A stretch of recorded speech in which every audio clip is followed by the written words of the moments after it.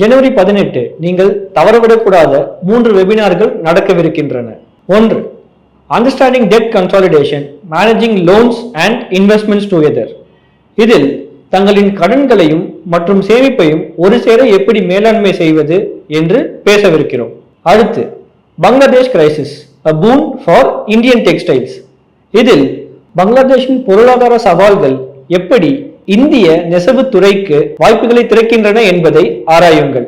கடைசியாக how to build an emergency reserve. இதில் தங்களின் அவசரகால சேமிப்பை நீங்கள் எப்படி மேலாண்மை செய்யலாம் என்பதை பார்க்கவிருக்கிறோம். இன்றே தவறாமல் ரெஜிஸ்டர் செய்யுங்கள். நன்றி.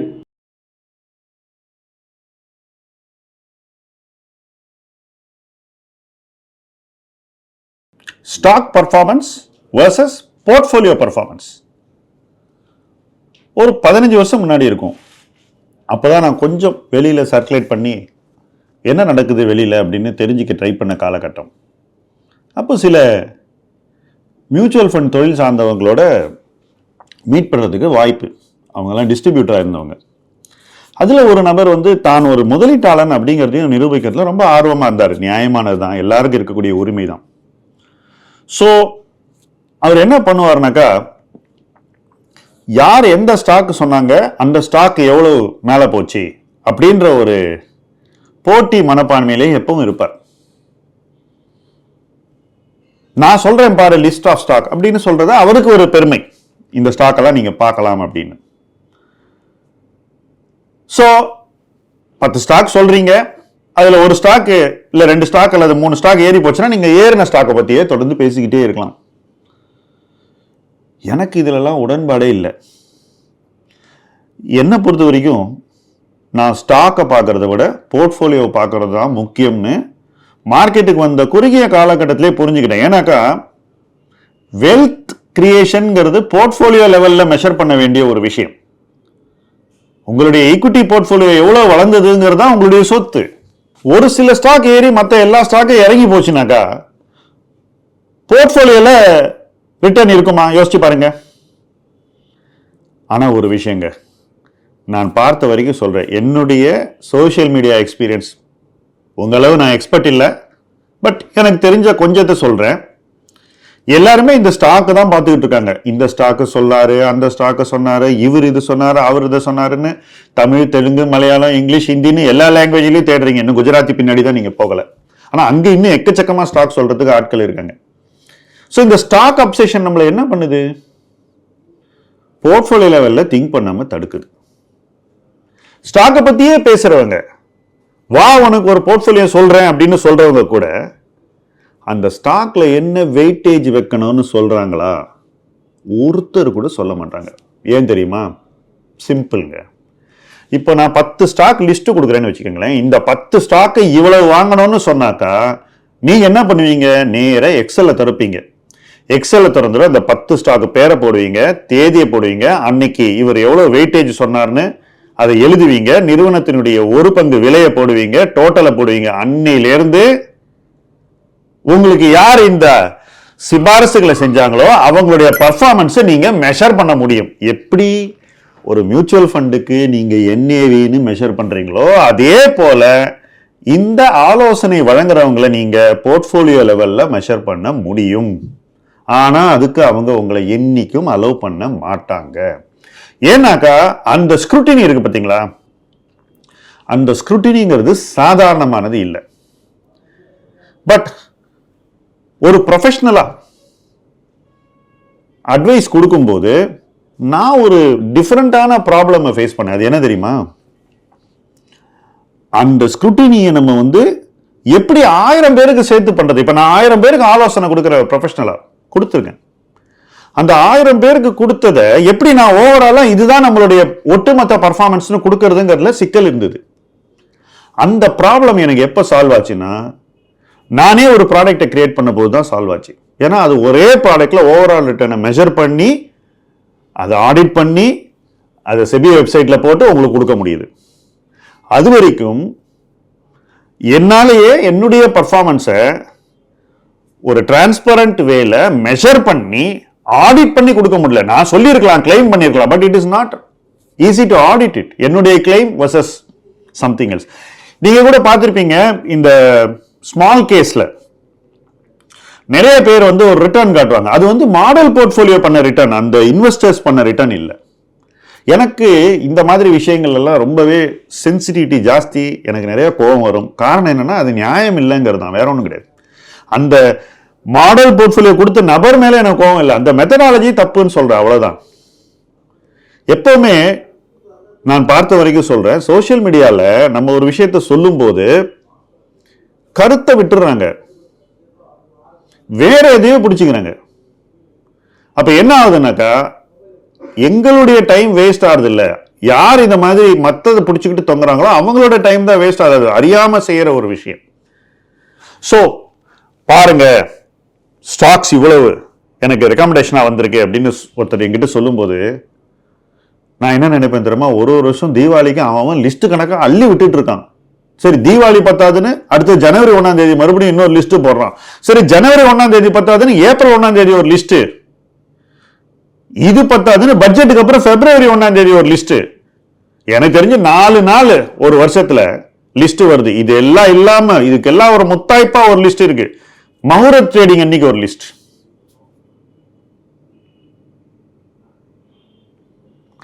அது ரொம்ப ஸ்பெஷல். ஏன்னா அன்னைக்கு ஆஸ்பீஷியஸ் டே, அன்னைக்கு நீங்க வாங்குனீங்கன்னா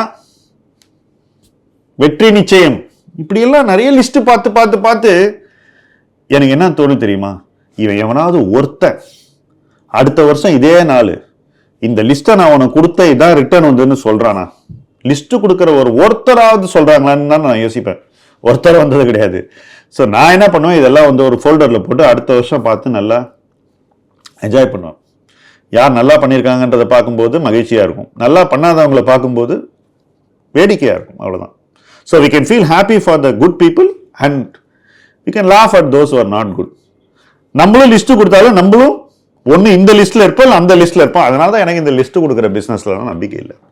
ஒன்று, நீங்க என்ன ரிட்டர்ன் பண்ணீங்கன்றதை நியாயப்படுத்தக்கூடிய வகையில வெளிப்படையா வெளியில காட்டுங்க. இல்லைன்னா நான் சொன்னேன் ரிட்டர்ன் வந்ததுன்னு கிளைமே பண்ணக்கூடாதுங்கிறதா என்னுடைய கருத்தியல். என்ன காரணம்னா, ஸ்டாக் லெவல்ல நம்ம பேச ஆரம்பிச்சோம்னா அது போர்ட்ஃபோலியோ லெவல்ல யார் நம்மளுடைய பேச்சுக்களை பார்க்கறாங்களோ கேட்கறாங்களோ நம்புறாங்களோ அவங்களுக்கு கொஞ்சம் கூட உதவாதுங்கிறது என்னுடைய ஃபுல் கன்விக்ஷன். இதுதான் அனுபவம், இதுதான் உண்மை. ஸோ அது எப்படி உணர வைக்கிறது? தயவு செஞ்சு போர்ட்ஃபோலியோ லெவல்ல பாருங்க பிரதர். எப்படி சொல்றது? இந்த சிம்பிள் ஸ்டேட்மெண்ட்டை சொன்னா யாராவது கேட்க போறாங்களா? யாரும் கேட்க மாட்டாங்க. ஏன்னா எல்லாருக்குமே இந்த புதுசா ஒரு ஸ்டாக், அப்பா இந்த ஸ்டாக் பேரை கேட்கறதுல உடனே கூஸ் பம்ப்ஸ் வந்துடுது. சரி, இந்த கூஸ் பம்போட நிக்குதா அப்படின்னு பார்த்தாக்கா அதுக்கப்புறம் இந்த ஸ்டாக் ஏறினா இன்னும் என்னெல்லாமோ வருது, இறங்கினா திருப்பி வாங்கணும்னு கண்மூடித்தனமான நம்பிக்கை வருது, இன்னும் இறங்கினா இன்னும் வாங்கணும்ன்ற நம்பிக்கை வருது. யார் ஒரிஜினலா அந்த ரெக்கமெண்டேஷன் கொடுத்தாங்களோ அவங்க திடீர்னு ஒரு நாள் வந்து இந்த ஸ்டாக்கை நான் வித்துட்டேன் அப்படின்னு உங்கள்ட்ட சொல்றாங்க. அன்னைக்கு என்ன வருது? அதுதான் ரொம்ப முக்கியம். இவ்வளவு நாள் இது கிரேட் கம்பெனின்னு சொல்லிட்டு திடீர்னு ஒரு நாள் வந்து நண்பர் வந்து நான் வித்துட்டேன்னு சொல்றாரு. அன்னைக்கு உனக்கு நண்பர் மேல என்ன ஃபீலிங் வருது பிரதர்? அபிமானம் வருதா? எந்த ஃபீலிங்கும் இல்லையா? கோபம் வருதா? டவுட் வருதா? ஏதாவது ஒரு ஃபீலிங் வரணும்ல? எதுவுமே வருதில்ல. ஏன்னா அடுத்தது அவர் ஒரு ஸ்டாக் பேரை சொல்லிடுவாரு. அப்ப நீங்க என்ன பண்றீங்க, ஏற்கனவே நடந்த தப்ப ஓரங்கட்டிட்டு புது ஸ்டாக்கை பிடிச்சி தொங்க ஆரம்பிச்சிருவீங்க. இப்ப இதெல்லாம் இங்க நடக்கிறதுக்கு காரணம் என்ன அப்படிங்கிறத நீங்களே புரிஞ்சுக்கிங்க. நான் அதுக்குள்ள வரல. ஆனா ஒரு விஷயம் முக்கியம், போர்ட்ஃபோலியோ லெவல்ல நீங்க திங்க் பண்ணலன்னாக்கா, நீங்க ஸ்டாக் ரெக்கமெண்டேஷன் பண்றவன கூட நீ போர்ட்ஃபோலியோல கொடு அப்படின்னு டிமாண்ட் பண்ணலனாக்கா, போர்ட்ஃபோலியோல ஒரு பங்குனுடைய வெயிட்டேஜ் அவங்க கொடுக்க நீங்க என்ஷூர் பண்ணலனாக்கா, நீங்க வாங்குற ரெக்கமெண்டேஷனுக்கு உங்களுக்கு பலன் இல்லை, உறுதியா சொல்வேன். அல்லது உங்களுக்கு கிடைக்க வேண்டிய பலன் உங்களுக்கு கிடைக்காம போயிடும். இதனாலதான் செபி வந்து ரெஜிஸ்டர்ட் இன்வெஸ்ட்மெண்ட் அட்வைசர்னு ரெகுலேஷன் இப்ப திருப்பி போட்டிருக்காங்க. ரிசர்ச் அனலிஸ்ட்னு ஒரு ரெக்கமெண்டேஷன் போட்டிருக்காங்க. அதுல முக்கியமான ஒரு விஷயத்தை இந்த இடத்துல நான் உங்கள்ட்ட சொல்ல போறேன். ஒருத்தர் வந்து ஒரு ஸ்டாக் புரோக்கரா இருந்து அவங்க கிளைண்ட்ஸுக்கு ஆலோசனைகளை தங்களுடைய புரோக்கிங் நிறுவனம் மூலமாக கொடுத்தால் கூட அவங்க ரிசர்ச் அனலிஸ்டாக கருதப்படுவார்கள் அப்படிங்கிறது தான் இதில் முக்கியமானது. இது வந்து தவிர்க்க முடியாது. அப்போ அவங்க ரிசர்ச் அனலிஸ்டா கருதப்பட்டால் ஒரு வாட்டி ஸ்டாக் பேரை சொல்லும்போது ரிசர்ச் ரிப்போர்ட் வரணும் அவங்களுக்கு. அந்த ரிசர்ச் ரிப்போர்ட்ல அந்த கம்பெனி ஏன் நல்ல கம்பெனின்னு அவங்க ஆய்வு செய்திருக்கிறார்கள்ங்கிறத உங்களுக்கு நிரூபணம் செய்யணும். அந்த ஆய்வின் அடிப்படையில் நீங்க உங்களுடைய முதலீட்டு முடிவுகளை எடுக்கணும். ஸோ அந்த ப்ராசஸே செபி என்ன பண்ணிட்டாங்க, பல மடங்கு உயர்த்தி விட்டார்கள். எதுக்காக, யாருக்காக பண்றாங்க? உங்களுக்காக தான் பண்றாங்க. ஏன்னாக்கா இதெல்லாம் இப்படி நடக்குது, இதெல்லாம் இப்படி நடக்கிறது வந்து இன்வெஸ்டருக்கு நல்லதில்லை. நிறைய விஷயங்களை வந்து ஸ்டாக் புரோக்கிங் மூலமாக மறைமுகமாக ஆலோசனைகள் வழங்க சிஸ்டம் அலோவ் பண்ணுது. இந்த சிஸ்டம் அலோவ் பண்ணக்கூடாதுன்னு செபி நினைக்குது. நீங்க அட்வைஸ் கொடுக்கறதானா நேர்மையாக கொடுங்க, ரெஜிஸ்டர் பண்ணுங்க. என்ன அட்வைஸ் கொடுக்குறீங்களோ கஸ்டமர்கிட்ட கொண்டு போய் எழுத்து வடிவத்தில் சேருங்க. வாய் வழியில், வீடியோ வழியில், எழுத்து வடிவத்தில் சேர்க்கணும். எழுத்து வடிவில் நீங்க சேர்த்தீங்கிறதுக்கு ஆதாரம் இருக்கணும்.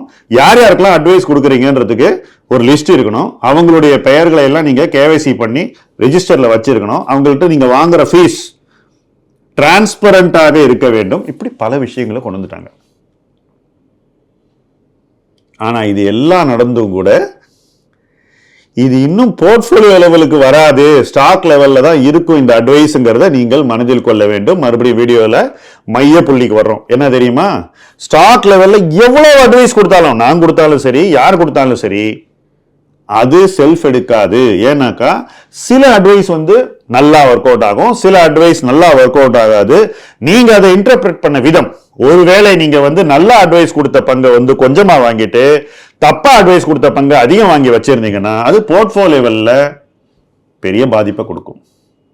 உங்களுடைய பொறுப்பு என்ன, போர்ட்ஃபோலியோ லெவல்ல உங்களுடைய மதிப்பை அதிகரிக்க வேண்டியதான் உங்களுடைய வேலை. அதுவும் எவ்வளவு அதிகரிக்கிறீர்கள்ங்கிறத மெஷர் பண்ணி அதிகரிக்கணும். வருஷத்துக்கு எவ்வளவு ரிட்டர்ன் பண்ணீங்க, போன வருஷம் எவ்வளவு பண்ணீங்க, இந்த வருஷம் எவ்வளவு பண்ணீங்க, அடுத்த வருஷம் எவ்வளவு பண்ண முடியும், அதுக்கு நீங்க என்ன செய்யணும், எல்லாமே போர்ட்ஃபோலியோ லெவல் திங்கிங்கு கொண்டு வரணும்.